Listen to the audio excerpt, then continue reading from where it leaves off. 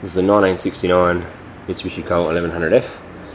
This particular model is a two-door, so it doesn't actually have a hatchback. You can actually see, if you go down the back of it, it's got a boot instead of a hatch. Under the bonnet, it's a standard KE44 1100f motor, just under 1100 cc's.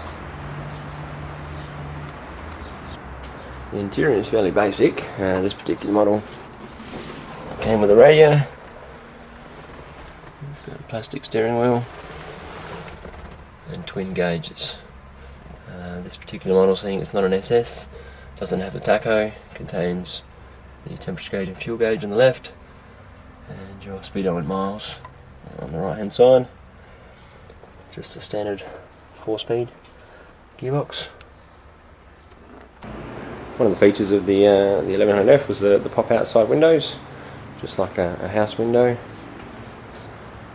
And this particular model actually came with 12-inch wheels, and they're actually 5-stud center cap covering the 5 wheel nuts. And that's the 1100f two-door. This is a 1967 Colt 1000 sedan, one of the first Colts to actually find its way to Australia. You can see a lot of differences between this and the original, the two doors, the 69 two doors. Big grille, a lot of chrome work. You can still see the guard mirrors on the front. Metal badges, Colt 1000 metal badges.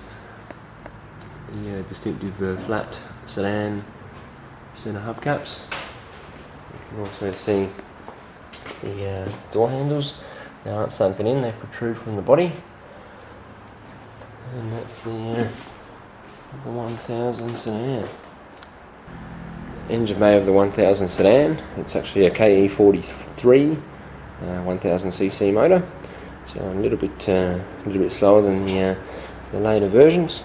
You've got a tin top rocker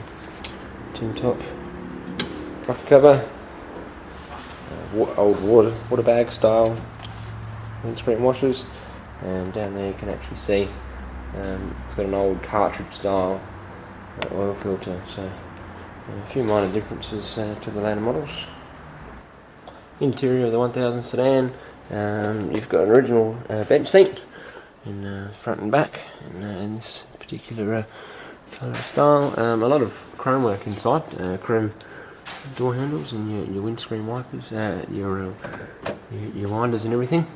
A little bit different to the later model coupes in that the dash is flat, just contains the miles per hour, the speedo, and by and large the actual dash itself is mainly of metal, and you've got a vinyl floor, no carpet on this particular model, but it was an optional extra. This is a 1968 Colt 1100 sedan. So the next model up from the blue 1000. The actual body shape is exactly the same. Minor differences: it's got a smaller grille, although it's still a metal grille, no paint on that one. Some sort of minor differences: the badges are plastic. You've got the Colt 1100f badge and the deluxe badge. The door handles are actually sunken in on this model; they don't protrude from the body. The actual tail lights do remain the same. Same round tail light there, and yeah, same size, style of hubcap, but this particular model's got white walls and of course the Venetian. Under the bonnet of the 1100 sedan, pretty much identical to the 1000 sedan. This has actually got a KE44 1100 motor in it. It's got the same style oil filter, tin style rocker cover, and it's got the water bag washer container. This particular model was actually bought from Martin's Distributors on South Road at Edwardstown in South Australia.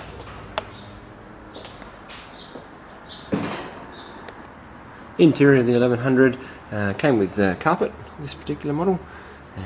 Similar steering wheel to the 1000 sedan. A lot of differences in the dash though, a lot of plastic.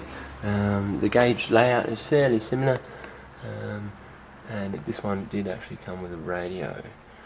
You've got bench seats as well. A little bit more different styling to the 1000, but overall, yeah, they retain a lot of the same features interior wise. Many would say this is the pride of the Colts that made it to Australia, barring the SS. This is the Colt 1100f. It's 1969, and this one's the actual 3-door hatch. As you can see, it looks fairly similar to the 69 2-door in body shaping and everything. The main difference, though, pretty much the main difference, the only difference, is the hatchback. As you can see, the boot isn't there. You've got an actual hatch and window, just like a lot of the newer style cars today. As such, the spare wheel on this one is actually hidden by the picnic table spare wheel cover. So it's one of the highlights and features of the 3-door from back in 1969. The interior, fairly similar, a different style trim on the doors. This model's got a radio and also a heater. The steering wheel and gauges and everything, same as the other model 69. It's only when you move to the SS model that the interior changes a bit. Tail lights, same as the 2-door. Hubcaps a lot different. It's a 12-inch wheel, 5-stud as well. The hubcaps cover the whole wheel pretty much, instead of a centre style like the other 3 models. So of all of them, because this is one of the latest models, had more horsepower than the others, and pretty much, yeah, Mitsubishi sort of rallied these a fair bit back in their time, and made a few changes to this model. Brought out the SS, which had a higher horsepower, higher compression, and overall sportier features. So that's pretty much a rundown of the Colts that made it to Australia.